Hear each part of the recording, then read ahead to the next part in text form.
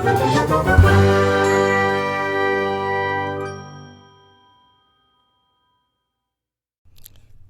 Sobat Catur semuanya, kembali lagi bersama saya Master Nasional Imad Suhemat pada channel Chess Light. Kali ini kita akan membahas tema yang berikutnya, yaitu pawn breakthrough.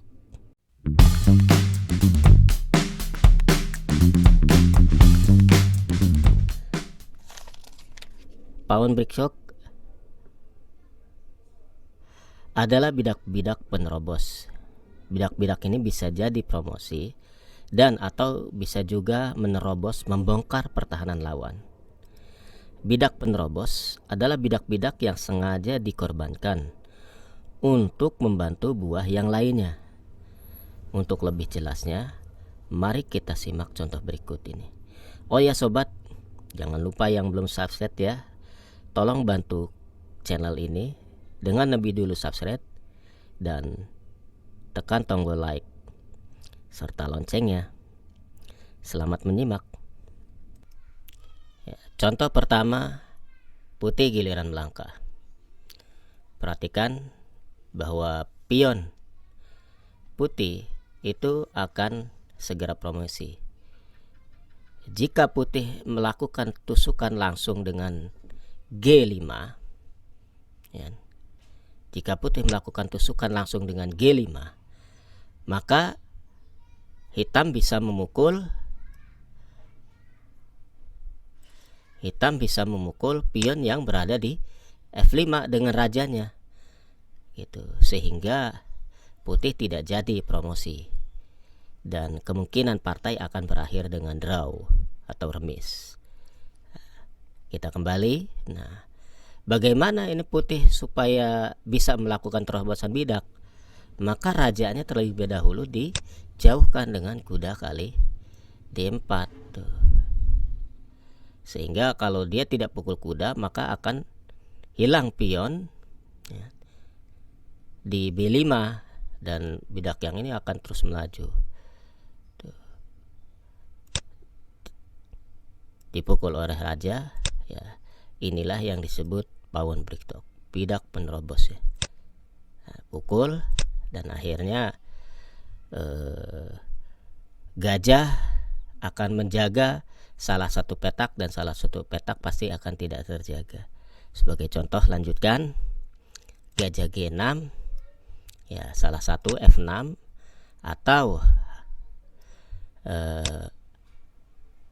H7 ya. Nah, inilah bidak penerobos itu. Dan promosi pada langkah berikutnya.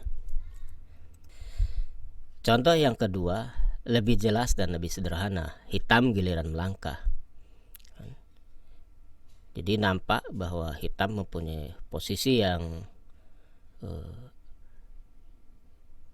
dua langkah lagi akan segera promosi. Nah, untuk itu dia melakukan terobosan dengan cara mengorbankan kudanya. Kuda kali D5 ya. E kali D5, E4. Nah, terus seperti ini. F kali E4, F3.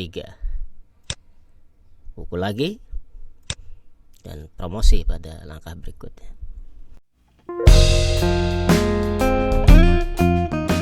Oke sobat, mari kita coba pelajarannya. Mudah-mudahan contoh tadi bisa cepat dipahami. Saat ini hitam giliran melangkah. Bagaimana hitam memanfaatkan posisi ini sehingga bisa mencapai kemenangan? Silahkan mencoba.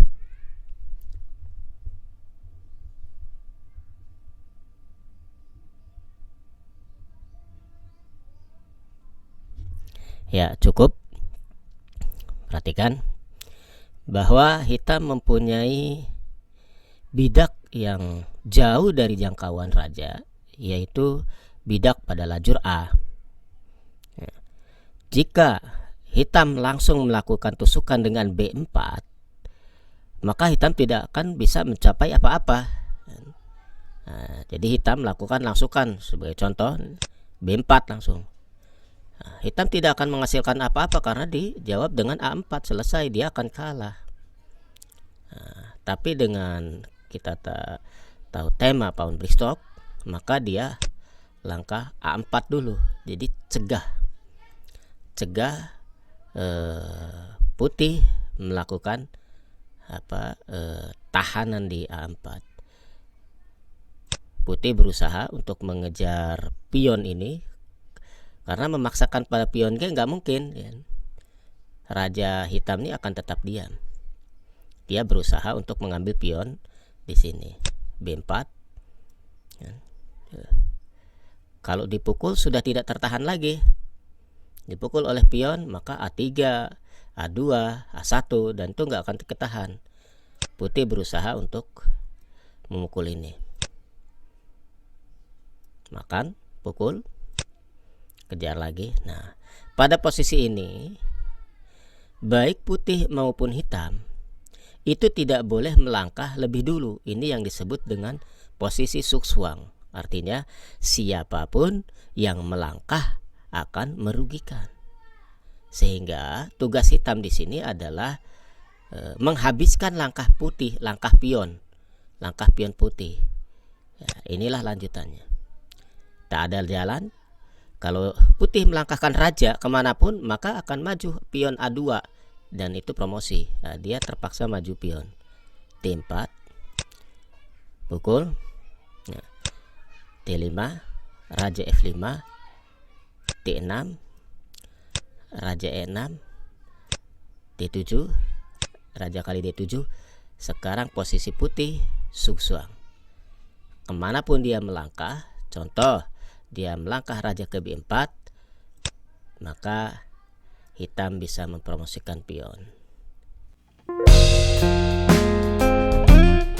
Pelajaran kedua, hitam giliran melangkah. Silahkan dicoba.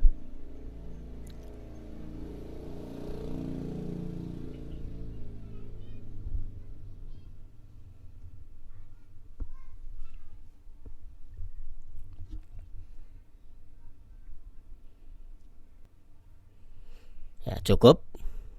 Ya. Kemana sobat langkahnya? Apakah F4 dulu atau H4 dulu?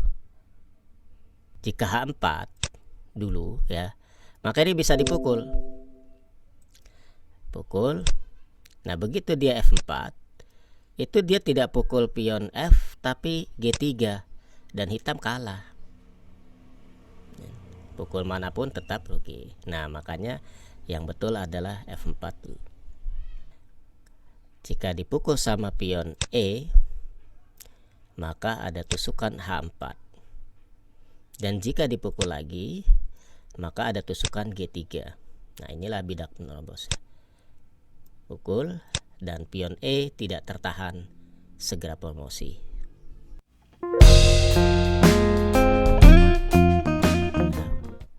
Pelajaran ketiga. Kali ini giliran putih melangkah. Silahkan dicoba.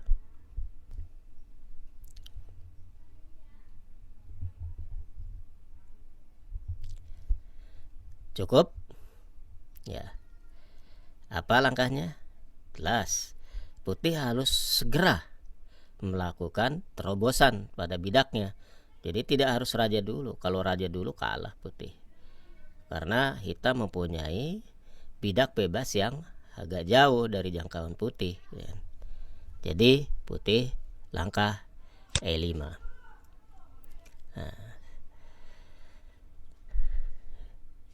dipukul. Nah, G5.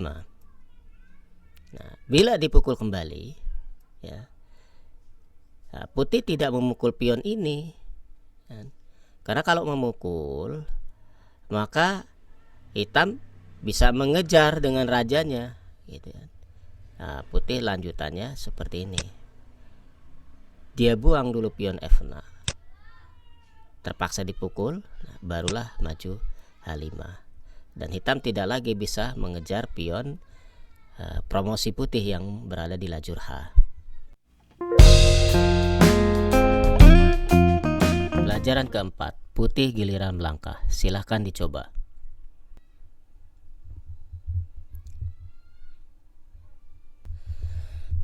Oke sobat, cukup ya. Putih melakukan terobosan dengan langkah bidak G5. Nah, itu nampak bahwa jika hitam memukul dengan pion F, maka kudanya tidak terjaga. Jadi langkahnya itu ada dua kemungkinannya dari hitam, yaitu kuda G4 atau H kali G5. Nah, kita coba dulu H kali G5. H kali G5 gajah kali G7. Nah, bila mana raja menjaga pion yang berada di F, maka putih tidak boleh terlalu cepat untuk maju H6, H7, H8. Karena kalau ada H6, contoh nih ya, kalau H6, raja akan mudah mengejar sehingga putih tidak bisa bergerak kemanapun. Kalau di sini putih C6, ada kuda kali C6, raja kali C6, maka hitam ada balasan G4. Tuh, G3, pukul, maju kembali. Nah, ini akan berakhir dengan remis. Nah, karena hitam terlebih dahulu jadi, bahkan bisa dimungkinkan putih bisa kalah. Ya, kita kembali ke awal, kita lihat ya.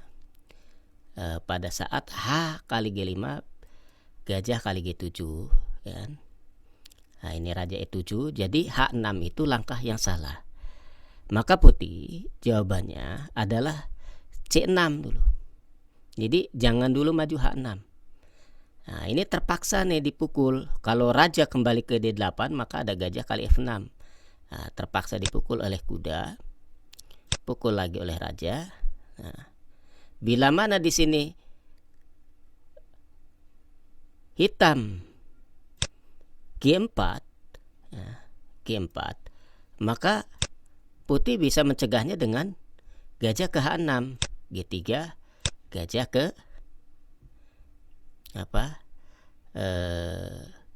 E3 tuh, sehingga petak promosinya tercegah oleh gajah itu, dan putih akan segera menang karena pion di A6 itu akan segera dipukul pada langkah berikutnya. Nah, kita kembali ke posisi tadi.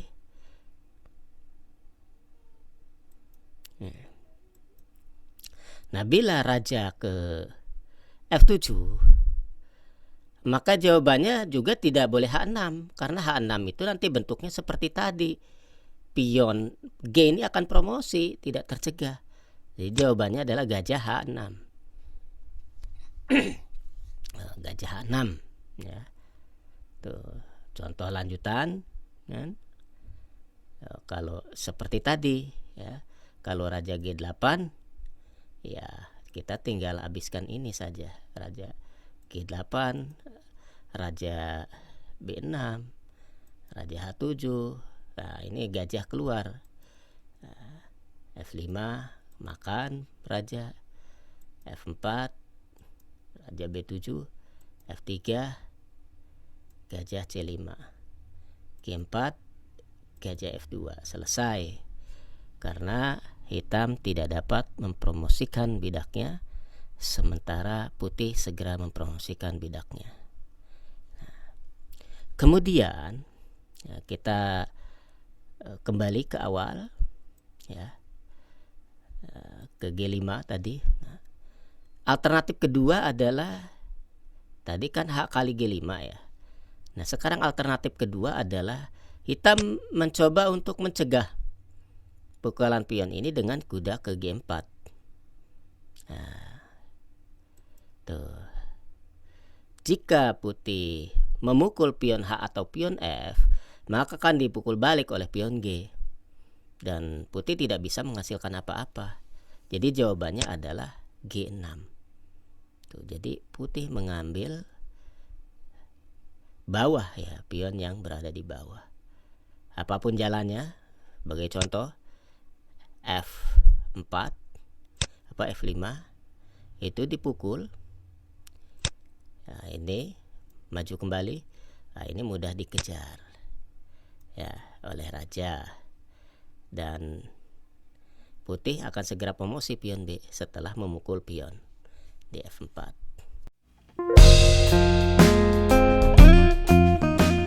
Ya, pelajaran kelima, putih giliran melangkah. Silahkan dicoba.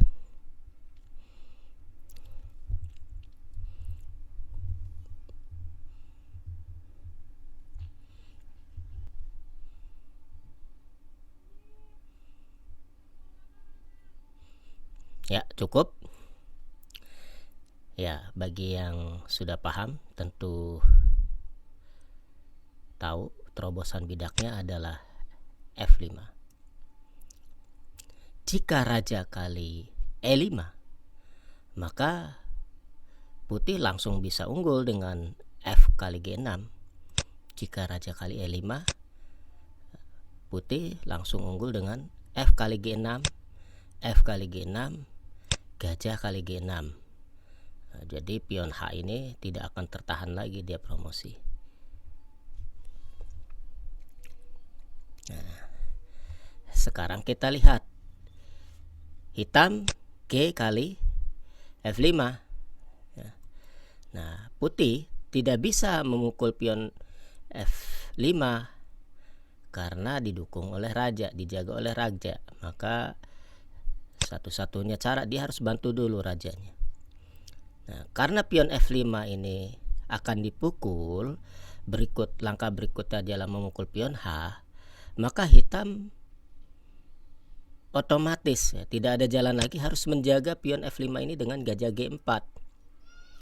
Nah, setelah posisi ini barulah putih mengalihkan serangannya. Supaya bisa menerobos bidak yang berada di H ini dengan memukul pion F. Raja E7, putih memukul gajahnya ini, memukul pion di F7. Gajah kali F7, paksa dipukul.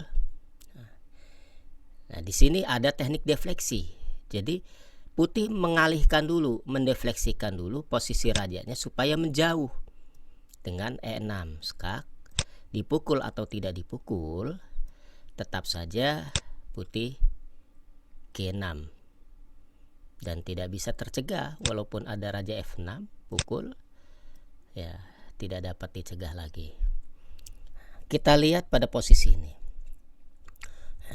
Nah, ketika pion E6 maju, seumpama hitam langkahnya raja G6 mencegah G6, ya putih tetap saja maju dia.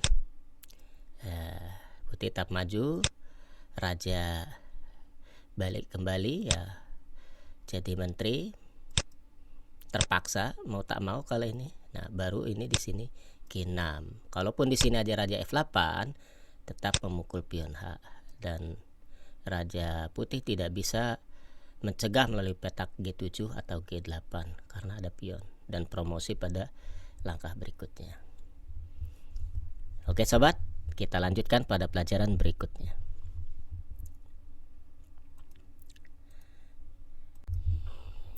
Oke sobat, pelajaran yang terakhir kali ini adalah model pawn bricktalk untuk contoh dalam permainan tengah ya, artinya masih banyak perwira di sini.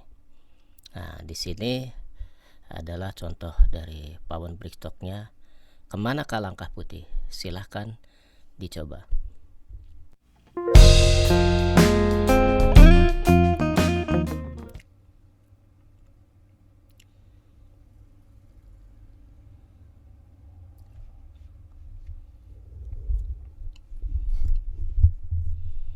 Ya, cukup. Ya. Kita tahu yang namanya menyerang itu berkaitan dengan posisi raja lawan ya. Jadi ya, pawn bricktalk di sini itu putih melangkahkan terobosan bidaknya itu dengan B4. Nah, coba perhatikan bahwa hitam di sini itu bisa memukul dengan pion A kali B5, ya. Atau bisa juga memukul dengan pion C, ya. Ya, kalau hitam memukul dengan pion C gampang sekali, langsung dia hilang menteri putihnya. Ya. Nah, juga bisa dimungkinkan dengan memukul dengan pion dengan menteri kali B4. Ya, menteri kali B4 pun otomatis mudah. Putih melangkahkan benteng ke B1, ancamannya ada di B6. Jadi begitu melangkahkan menteri kemanapun, ya, skakmat pada langkah benteng kali B6. Nah, skakmat. Ya. Nah, sekarang kita kembali membahas putih memukul dengan pion A. Ya. Putih memukul dengan pion A. Nah, inilah terobosan bidaknya. A5. Ya. Perhatikan, ya, bahwa jika hitam menjaga petak B6 ini dengan menteri B6, ya itu tetap dipukul, karena setelah dipukul itu ada benteng A6 tuh. Nah, tetap dipukul. Ya. Nah, dipukul oleh menteri, ada benteng A6. Dan hitam hilang menterinya. Nah, sekarang bagaimana kalau dia pukul atau dia maju lah? Ya, kalau maju maka ancamannya tuh, ya, ada pada petak B7. Ya, ancaman mati. Jadi B5 dia B5, nah itu A6. Ya, segera mat pada langkah berikut, ya. Nah, satu-satunya jawaban menteri A8, ya, terpaksa, ya, skak kembali. Nah, ini pun sudah unggul, hilang kuda, tapi bukan itu tujuannya. Nah, tujuannya adalah dia mengancam mati dengan maju A7. Udah nampak lah, kelihatan bahwa ini unggulnya di mana, ya. Jadi yang namanya sebuah teknik itu tidak harus sampai mati. Dia nampak keunggulan besarnya saja. Seperti contoh ini A7, ya sudah nampak keunggulannya. Jadi nggak perlu dilanjutkan bahwa putih pasti menang, ya. Gitu. Oke sobat, sampai di sini ulasan kita tentang Pawn Bricktalk. Semoga ada manfaatnya. Dan jika ada dari sobat-sobat semuanya untuk menginginkan soal yang sama dengan tema ini, maka sobat bisa menghubungi kami dan atau menginginkan soal teknik-teknik sebelumnya seperti double attack, pinning, blokade sampai ke interception, silahkan hubungi kami untuk mencoba soal-soal kami agar pemahaman teknik itu lebih mendalam lagi. Terima kasih, salam catur, gens unasumus. Bantu kami, tolong subscribe channel kami, Chesslight. Sampai berjumpa pada video selanjutnya.